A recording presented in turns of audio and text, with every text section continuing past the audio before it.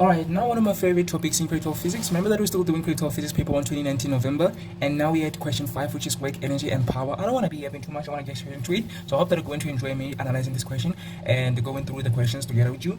Yeah, let us get into it. An object of mass 1.8 kilograms slides down a rough curved track and passes point A, which is 1.5 meters above the ground, at a speed of 0.95 meters per second.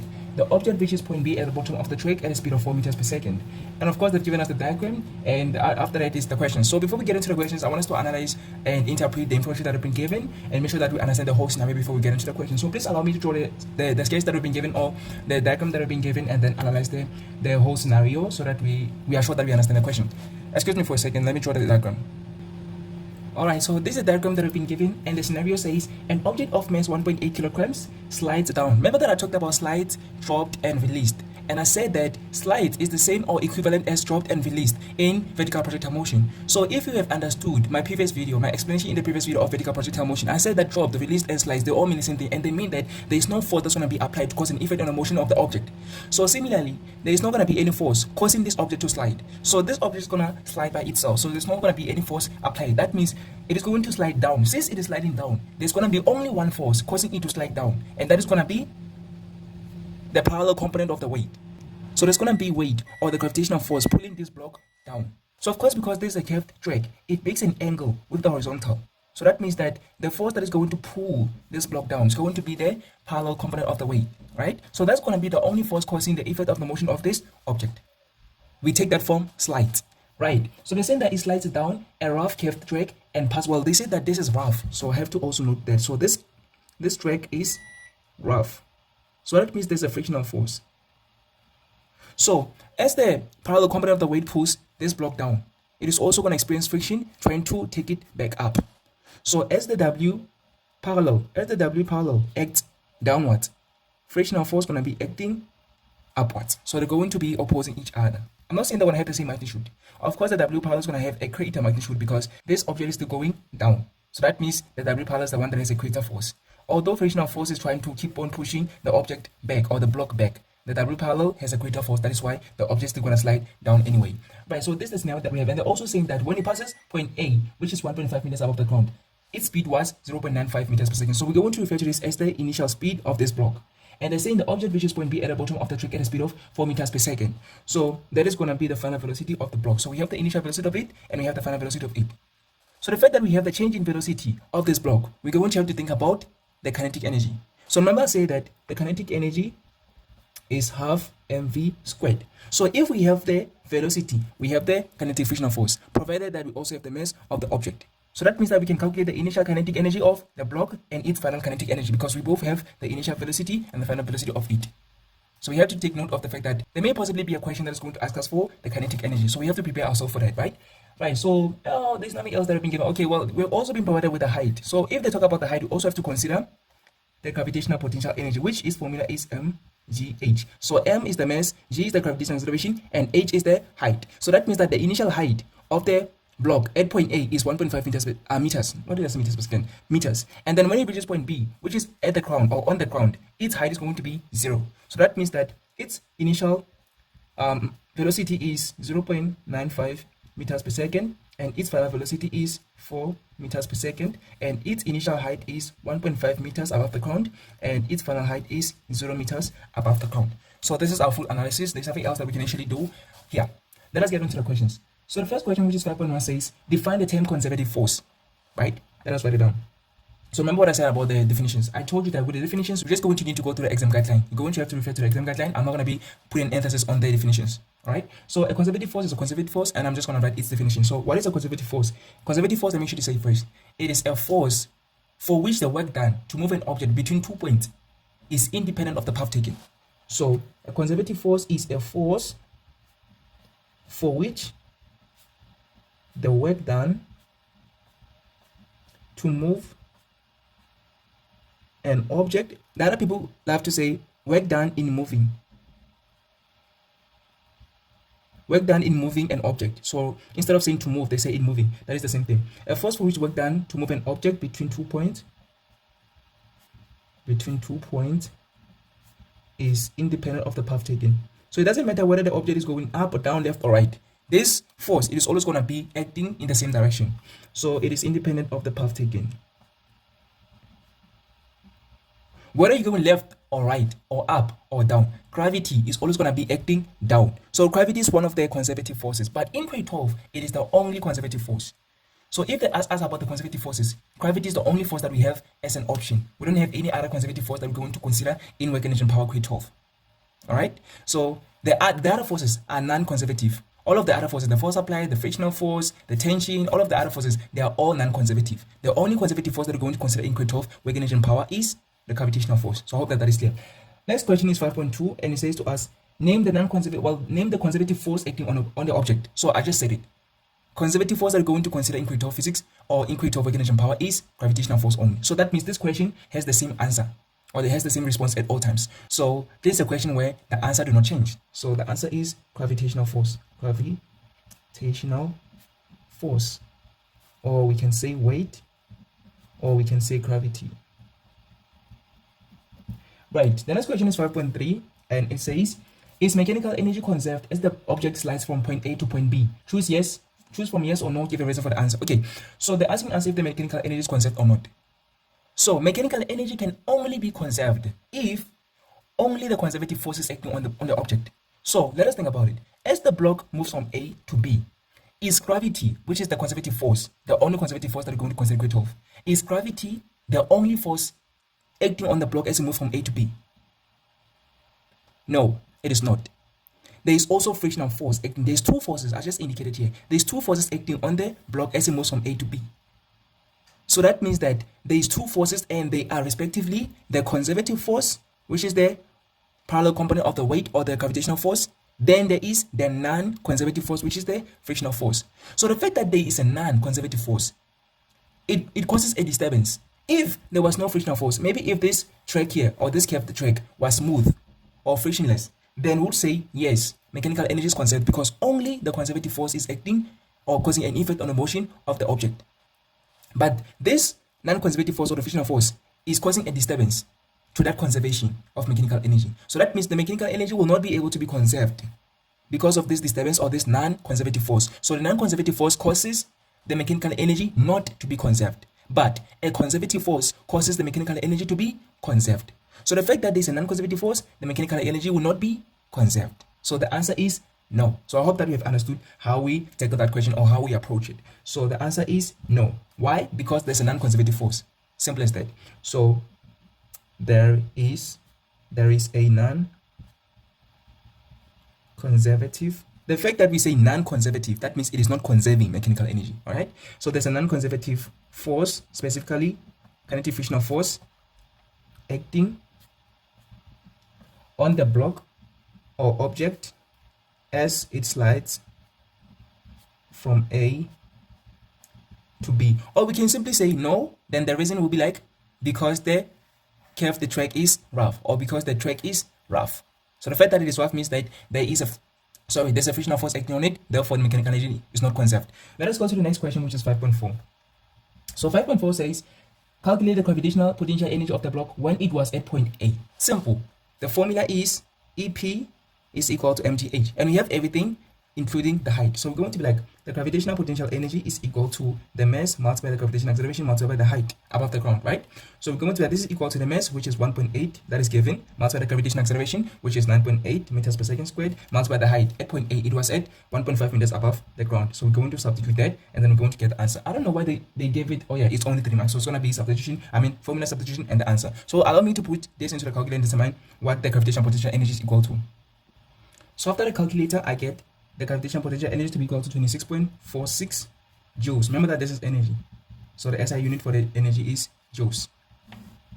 Right. Please allow me to move a little bit down so that we can be able to see how we're going to answer the next 2 questions, which are the last ones for this video. Alright, so the next question, which is the second last, is 5.5, and it says, using energy principles, calculate the work done by friction on the object as it slides from A to B. So the fact that they say using energy principles, they're giving us a restriction.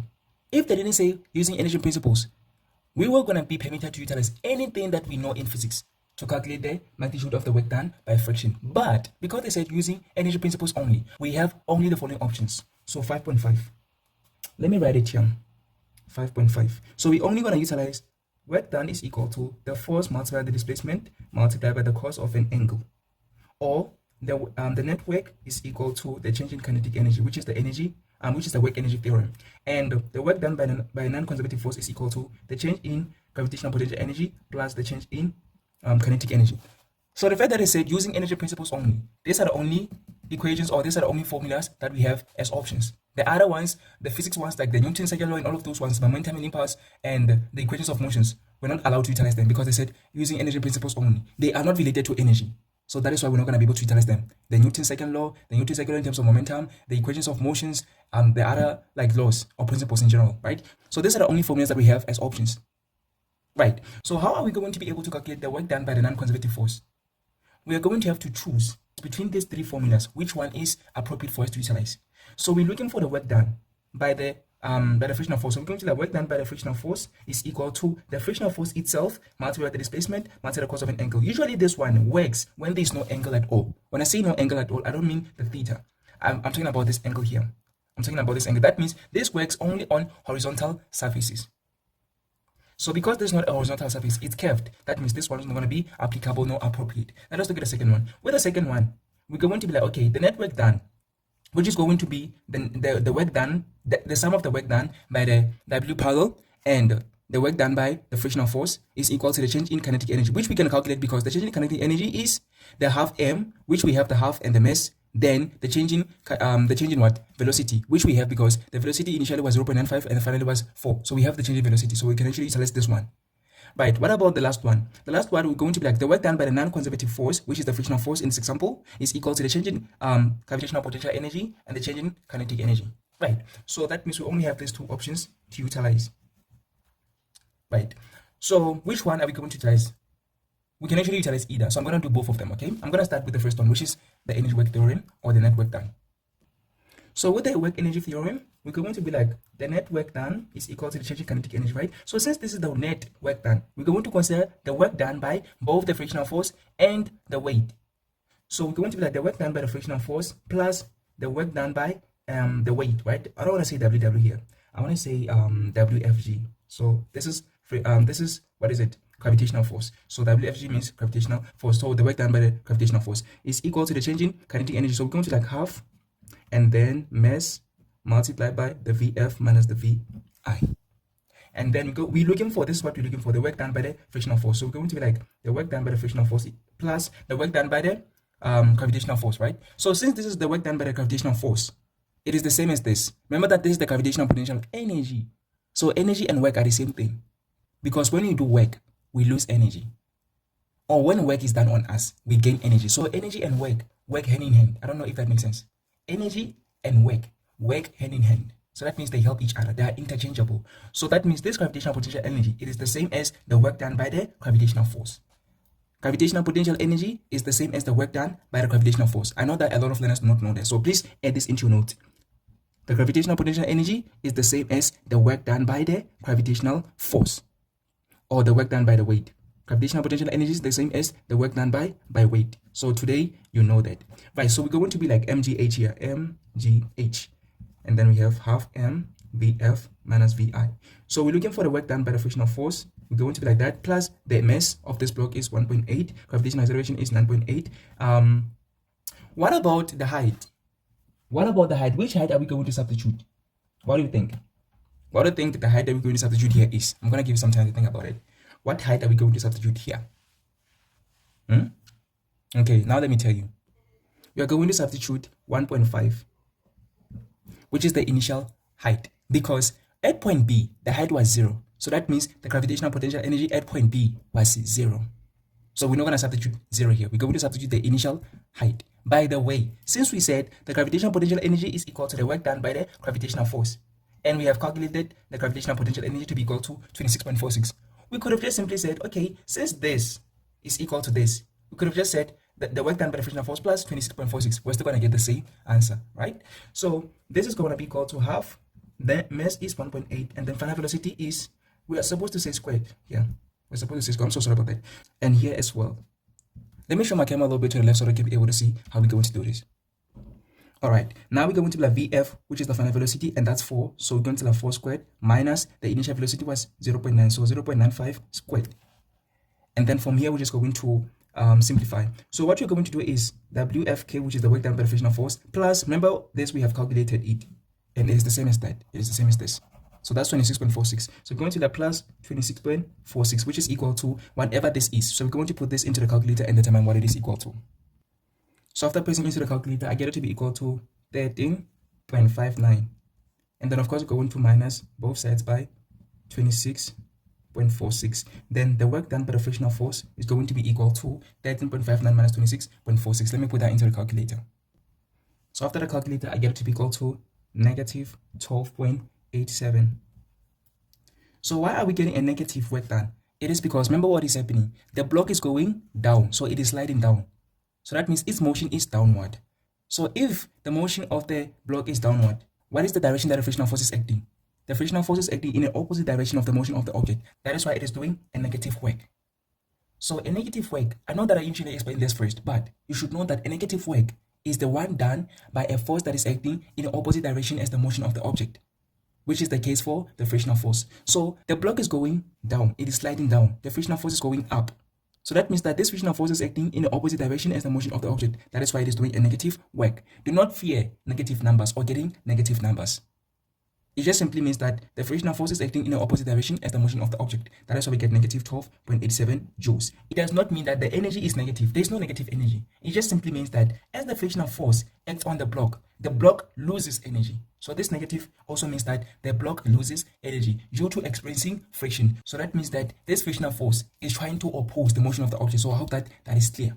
Right, so we can actually calculate the work done by the frictional force utilizing the work energy theorem, which is this formula here. So we get this from the net work actually. We get this work done by the frictional force plus the work done by the gravitational force from the net work. Then of course we have the change in kinetic energy. We can also do the very same thing utilizing this other formula, which is the work done by the non-conservative force is equal to the change in gravitational potential energy plus the change in kinetic energy. Let us do that. Let me shift my camera a little bit to the left so that I can be able to see.